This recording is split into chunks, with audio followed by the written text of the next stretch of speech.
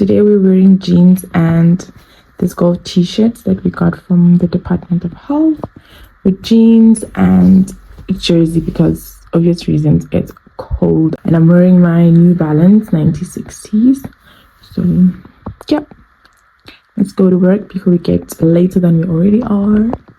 I don't know if any of you have wondered what pharmacists put in their bag to work, but this is mine, and mine is very simple because I normally drive back to my place for lunch. It's like a 3-minute drive, so I just drive back for lunch, so I don't have a lunch box or snack. Oh yeah, I'm not snacking yet because I'm actually fasting, so I don't eat in the morning. I only start eating around 12:30 during my lunch break, so there's nothing here on lunch or food or anything, no snack even.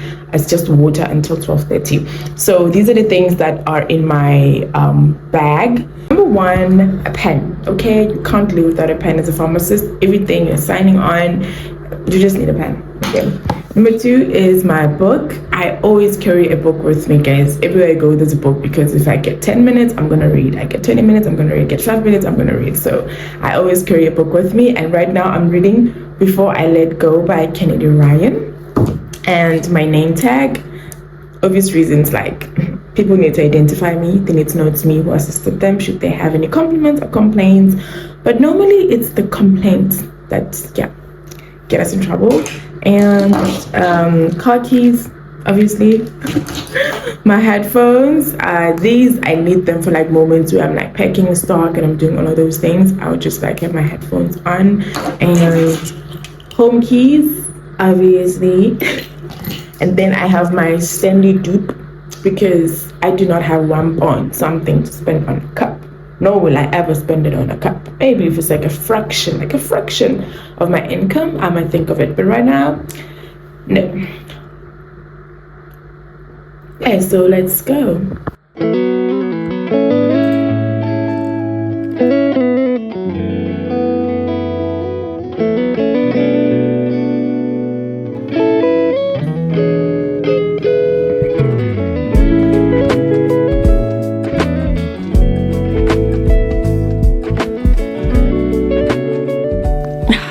Hello guys, I don't think I did a proper intro to this vlog, so hi guys, welcome back to my channel. My name is Rain. I make lifestyle, productivity and a little bit of 9 to 5 content. So if that's the type of content, subscribe and comment down below.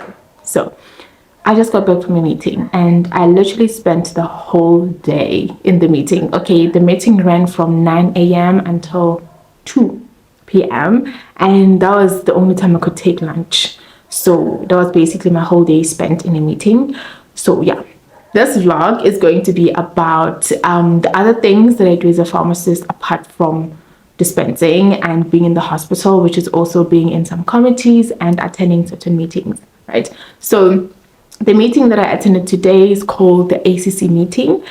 And I think this meeting focuses on improving the outcomes for our patients, people living with HIV, and improving treatment plan and trying to see the gaps in the treatment of these patients and trying to improve, basically, see the gaps in the treatment and then how to resolve it, right? Remedial action for those patients. So yeah, that's what the meeting was about.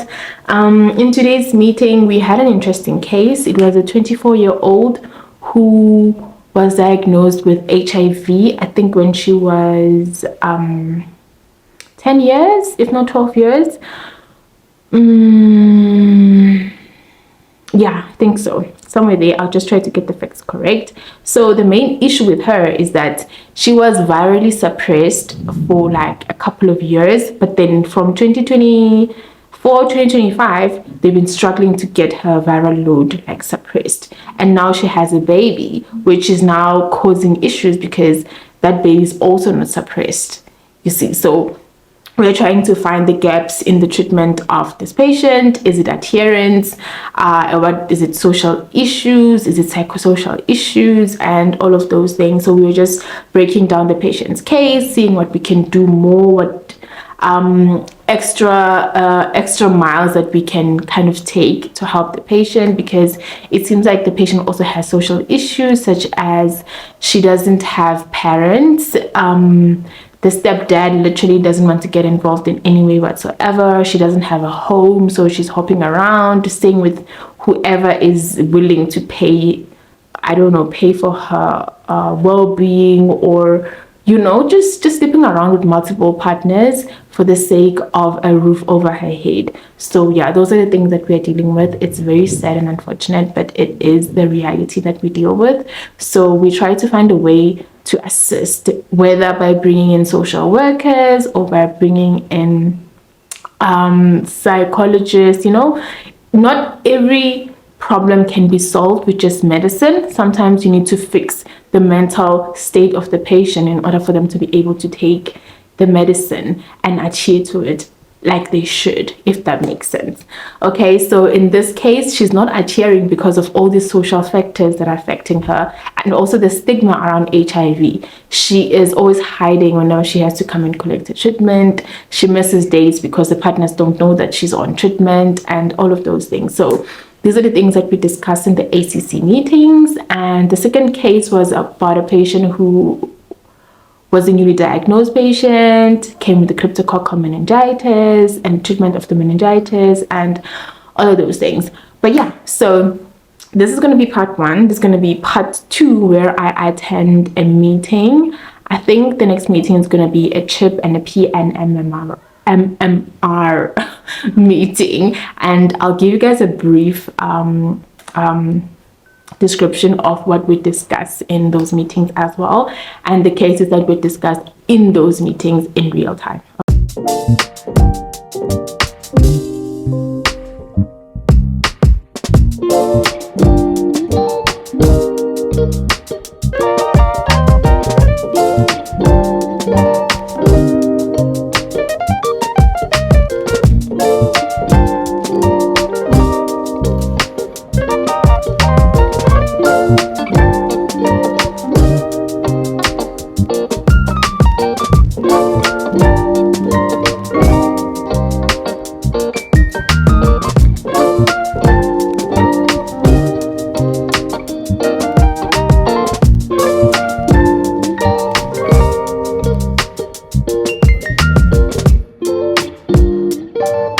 Sometimes bleeding from the genital tract after the toilet of pregnancy, and this is usually before the onset of labor. They're not.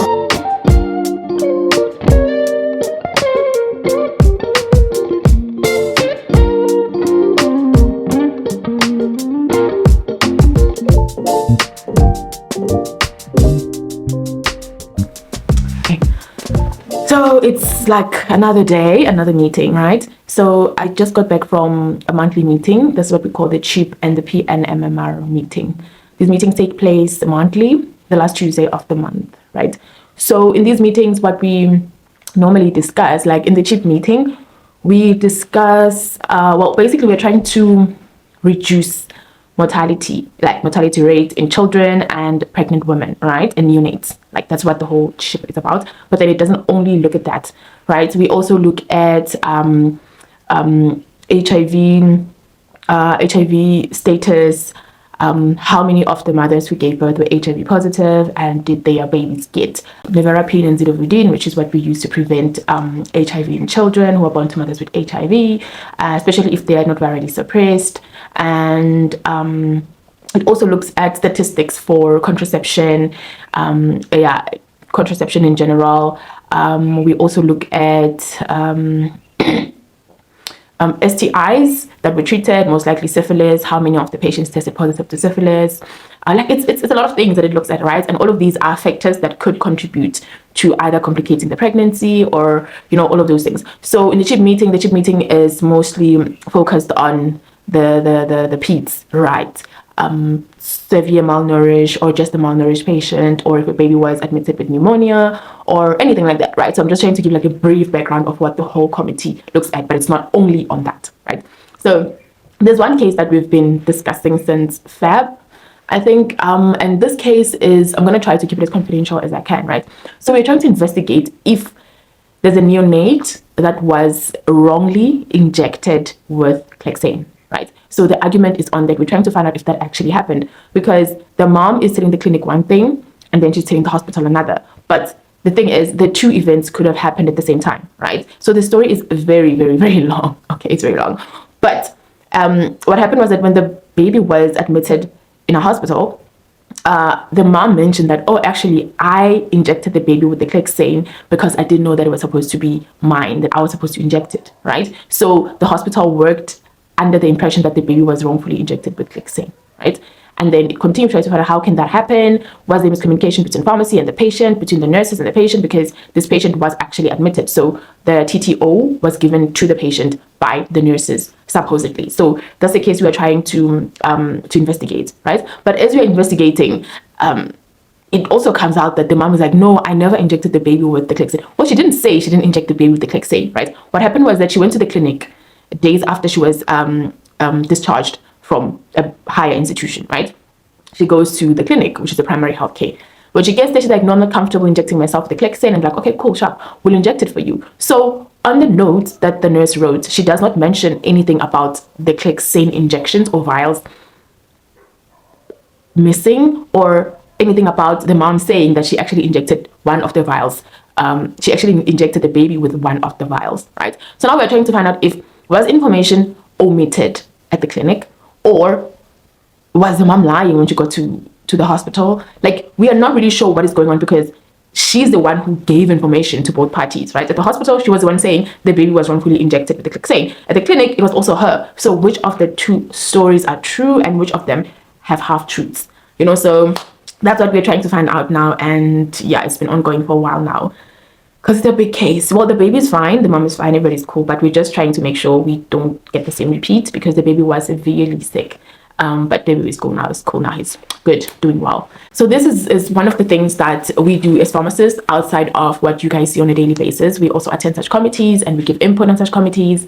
And we also form part of the committees that come up with the formularies and all of those things. Although I'm not part of that committee yet. Hopefully I will be in the future, okay? But yeah, currently I'm not part of that committee. But yeah, pharmacists also attend those committees where we sit down and we come up with like the formulary for different provinces.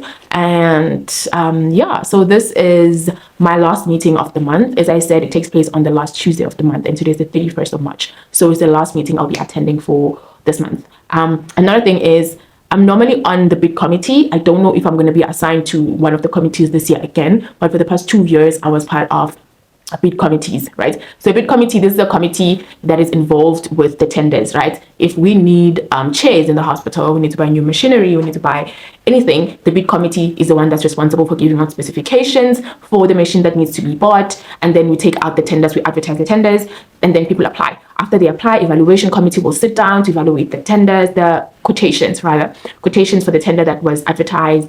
Does everybody qualify? Did everybody follow everything according to the specifications? We give them scores. We give them scores according to this other calculator that we use for the scores. And then the evaluations committee will pick the person that they believe is the one who should be getting the tender, right? Obviously, the person is going to be the one who meets most of the requirements, right? And then it moves on to the adjudication committee. Adjudication is just going to double check what evaluations did, check if everything was fair, check if the candidate that evaluations chose is actually the person, like the base candidate from what was given. And then if adjudication gives everything a thumbs up, then it can go over to say, okay, so this is the person who won the tender. But I think the CEO has to sign on it after adjudication, and then only then can we then contact the person and say, hey, the tender is yours, you can come do 1, 2, 3, 4, 5, 6 for us. So that's the other committee I was sitting on last year. But since we're starting the new financial year, we're still waiting for appointment letters and all of that. So we don't know if I'll be in the same committee, like I'll be in adjudication, specifications, evaluations, or if I'll be in the bid committee at all this year. So that's another thing. But I thought I should